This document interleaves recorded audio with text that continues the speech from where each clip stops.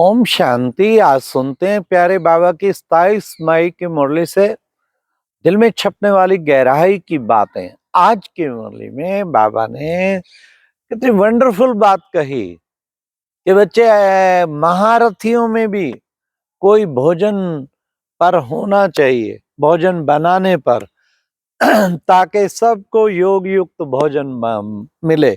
आज बाबा ने कहा सारा मदार भोजन पर है। अक्सर बाबा कहते ना सारा मदार याद पे है, कभी बाबा कहते सारा मदार पढ़ाई पे है। आज बाबा ने कहा सारा मदार भोजन पर है। योग युक्त होके भोजन बनाएं तो बुद्धि पवित्र बन जाए और फिर एकदम योग लग जाए। तो आज बाबा ने भोजन की महत्व बताई और साथ साथ फिर बाबा ने कहा कि बच्चे तुम देखो, तुम बनते हो महारथी। नंबर 1 बाबा ने आज याद किया पांडवों को, नंबर 1 है जगदीश। फिर बाबा ने कहा और भी कोई नंबर 1 निकल सकता है और वो कौन है? फिर बाबा ने कहा नंबर 1 जगदीश। फिर बाबा ने कहा ब्रिजमोहन भाई भी लिखने में बहुत अच्छा है, जगदीश भाई तो मैगजीन लिखते हैं।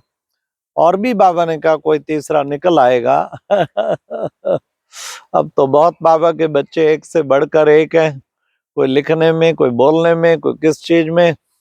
बाबा का वरदान है। पर ये बाबा के 2 पुराने अनन्य शुरू के पिल्लर पूरे यज्ञ के, और भ्राता ब्रिजमोहन जी तो अब तक स्थैर्यम बाबा के विश्व सेवा के लिए निमित्त बने हुए हैं।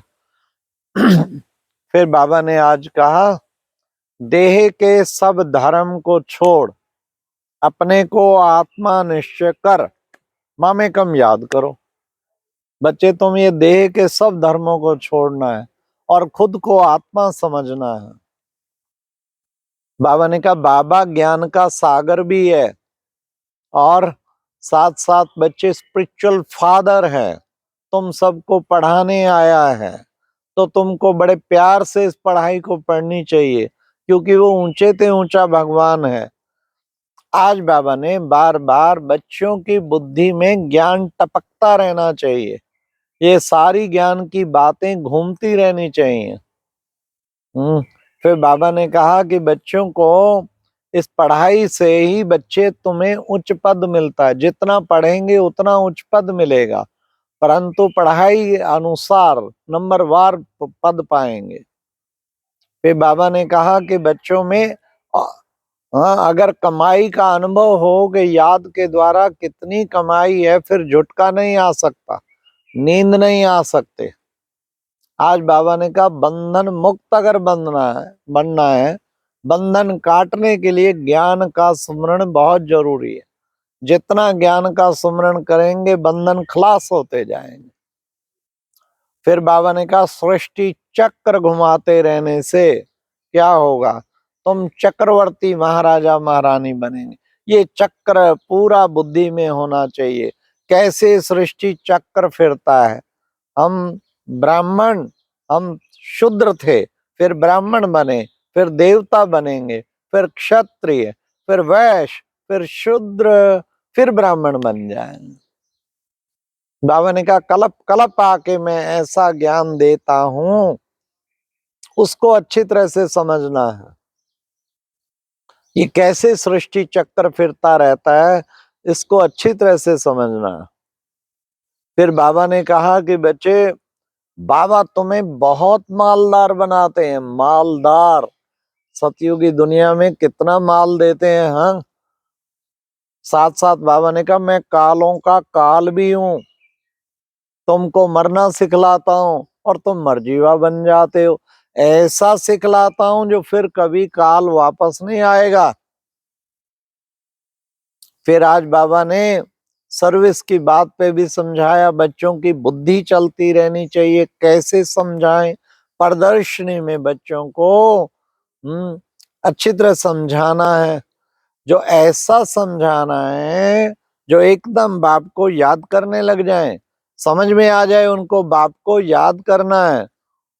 तो ये बाबा ने आज प्रदर्शनी का भी बताया कि बच्चे तुम्हें प्रदर्शनी में हाँ देख कर आते हैं, फिर वो बातें भूल जाती हैं बाद में, उनकी बुद्धि में याद रहनी चाहिए कि हम कैसे शूद्र से देवता बने, फिर हम हाँ, वो फिर बन रहे हैं देवता। तो बाबा ने कहा है संगम युगी मॉडल जो है ना, ये प्रदर्शनी के बीच में जरूर लगाना चाहिए। एक तरफ सतयुग, एक तरफ कलयुग, बीच में मॉडल 10-15 बल्कि बैठ जाने चाहिए तपस्वी। बाबा ने कहा ऐसा मॉडल बनाना चाहिए।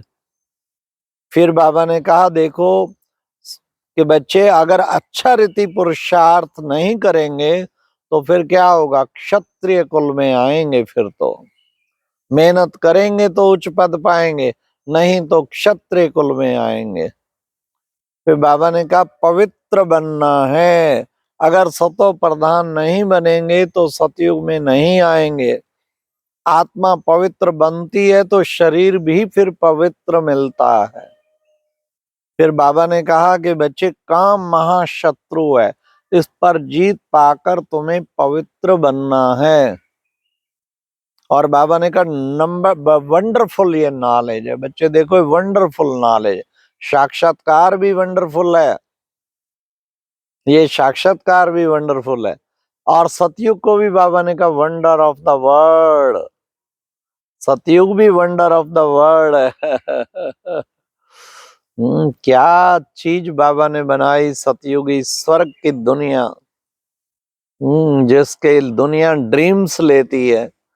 फिर बाबा ने कहा तुम हो राजयोगी, तुम अभी राजयोगी हो। और फिर आगे क्या बनते हो, हाँ देखो बहनों को बहनें बनती फिर योगिन, तुम हो राजयोगी, बहनें बनती योगिन तपस्वी, गाया जाता है। फिर बाबा ने कहा देखो बच्चे योग में भोजन बनाएंगे उतनी ही तुम्हारे अंदर ताकत आती जाएगी। बाबा ने कहा गाया भी जाता है राम गयो, राम राजा राम प्रजा राम साहूकार, जाके बहु परिवार है, धर्म का उपकार है। ये बाबा ने कहा यहीं का गायन है सभी।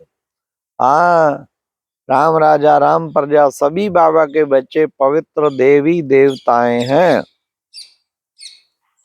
फिर बाबा ने कहा तुमको भी बाप को याद करना है, याद की यात्रा से तुम्हें भी बाप को याद करना है, और याद से ही तुम्हारे पाप कटते हैं। अपने को याद की यात्रा में बच्चों को पक्का रखना है, इसलिए बुद्धि में सारा ज्ञान रहेगा तो उससे क्या फायदा होगा, उससे बाबा की याद भी रहेगी। सूक्ष्म वतन में देखो बच्चे देवताएं और तुम मिलते हो, सब ब्राह्मण मिलते हो, ये यहाँ का ही यादगार है। तो हे नींद को जीतने वाले बच्चे बन, कमाई जमा करनी है। और बाबा ने कहा कमाई में कभी सुस्ती नहीं आती बच्चे, झुटका नहीं आता है। तुम्हारे शुरू के चित्र साक्षात तपस्या के एवं देवताई के बने हुए हैं। बाबा ने कहा मुख्य है वैकुंठ, हम अपने स्वराज्य की स्थापना कर रहे हैं। तो नशा रहना चाहिए कि हम अपने सूर्यवंशी चंद्रवंशी पढ़ाई से ही तो बनते हैं। आज की मुरली में वरदान था विश्व में ईश्वरीय परिवार के स्नेह का बीज बोने वाले विश्व सेवाधारी भव। विश्व में ईश्वरीय परिवार का स्नेह का बीज बोने वाले विश्व सेवाधारी भव, सारे विश्व की आत्माओं को बाबा का संदेश देना ही है, ये दृढ़ लक्ष्य हो। इसलिए वो कैसे होगा, जब ईश्वरीय परिवार का स्नेह का बीज बोएंगे।